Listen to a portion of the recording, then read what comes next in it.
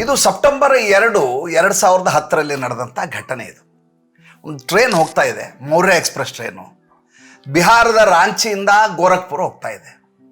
ಇದಕ್ಕಿದ್ದ ಹಾಗೆ ದಟ್ಟ ಕಾಡಿನ ಮಧ್ಯೆ ರೈಲನ್ನು ನಿಲ್ಲಿಸಲಾಗತ್ತೆ.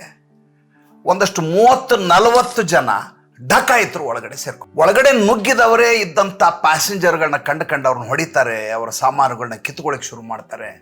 ಅಸಹಾಯಕರಾಗಿ ಪ್ರಯಾಣಿಕರು ತಮ್ಮ ಜೀವ ಭಯದಿಂದ ತಮ್ಮ ಕಡೆ ಇರುವಂಥ ವಸ್ತುಗಳನ್ನೆಲ್ಲ ಅವ್ರಿಗೆ ಕೊಡ್ತಾ ಇರ್ತಾರೆ.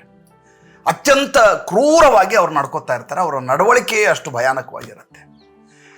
ಕೇವಲ ಅವರು ಕಳ್ತನ ಮಾಡೋದಷ್ಟೇ ಅಲ್ಲ, ಒಬ್ಬ 20-22 ವರ್ಷದ ಒಬ್ಬ ಯುವತಿಯ ಶೀಲದ ಮೇಲೆ ಕೈ ಹಾಕಿಬಿಡ್ತಾರೆ, ಆಕೆ ಮೈ ಮೇಲೆ ಕೈ ಹಾಕಿಬಿಡ್ತಾರೆ.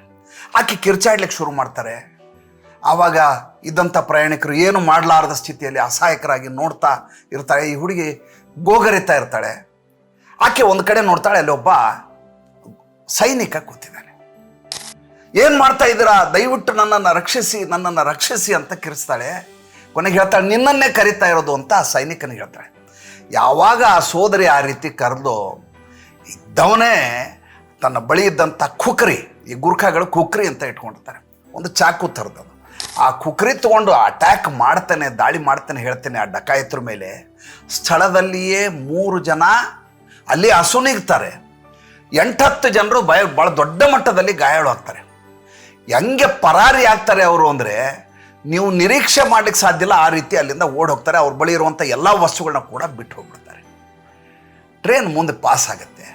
ಪಾಸ್ ಆದಮೇಲೆ ನಿಂತ ತಕ್ಷಣ ಈ ಕುಟುಂಬದವ್ರನ್ನ ಕರ್ಕೊಂಡು ಹೋಗ್ಲಿಕ್ಕೆ ಬಂದಿದ್ರಲ್ಲ, ಅವ್ರ ಎದುರು ವಿಷಯವನ್ನು ತಿಳಿಸಿ ಅವ್ರ ಕುಟುಂಬದವರು ಅವನಿಗೆ ದುಡ್ಡು ಕೊಡ್ಲಿಕ್ಕೆ ಬರ್ತಾರೆ, ಯೋಧನಿಗೆ.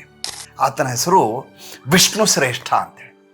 ವಿಷ್ಣು ಶ್ರೇಷ್ಠ ಹೇಳ್ತಾನೆ, ನೋಡಿ, ಕೇವಲ ಗಡಿ ಮಾತ್ರ ಕಾಯೋದು ನಮ್ಮ ಕೆಲಸ ಅಲ್ಲ, ಯೋಧರಿರೋದು ಮಾನವೀಯತೆಯನ್ನು ಮೆರೀಲಿಕ್ಕೆ. ನಾವಿರುವ ಜಾಗ ಗಡಿ ಆಗಿರಲಿ, ನಾಡಾಗಿರಲಿ, ಕಾಡಾಗಿರಲಿ, ಜೀವನವನ್ನು ರಕ್ಷಣೆ ಮಾಡಲಿಕ್ಕಾಗಿ ಪ್ರತಿಜ್ಞೆ ಮಾಡಿದಂಥವ್ರು ನಾವು. ನಿಮ್ಮಿಂದ ಏನನ್ನು ಅಪೇಕ್ಷೆ ಮಾಡೋದಿಲ್ಲ ಅಂತ ಹೇಳ್ತಾರೆ. ಮಾಣಿಕ್ ಶಾ ಅವರು ಮಾತು ಹೇಳಿದ್ರು, ಫೀಲ್ಡ್ ಮಾರ್ಷಲ್ ಮಾಣಿಕ್ ಶಾ ಅವರು. ಯಾವುದಾದ್ರೂ ವ್ಯಕ್ತಿ ನಾನು ಸಾವಿಗೆ ಹೆದರೋದಿಲ್ಲ ಅಂತ ಹೇಳಿದರೆ, ಒಂದೋ ಆತ ಸುಳ್ಳು ಹೇಳಿರ್ತಾನೆ, ಇಲ್ಲ ಅಂದರೆ ಆತ ಗುರ್ಖಾ ರೆಜಿಮೆಂಟಲ್ಲಿ ಯೋಧನಾಗಿರ್ತಾನೆ, ಗುರ್ಖಾ ಆಗಿರ್ತಾನೆ. ಈ ಗುರ್ಖಾ ರೆಜಿಮೆಂಟಿನ ಕೊಡುಗೆ ಇದೆಯಲ್ಲ ಭಾರತ ದೇಶದಲ್ಲಿ, ಅದು ನಿಜಕ್ಕೂ ಅನನ್ಯವಾದದ್ದು.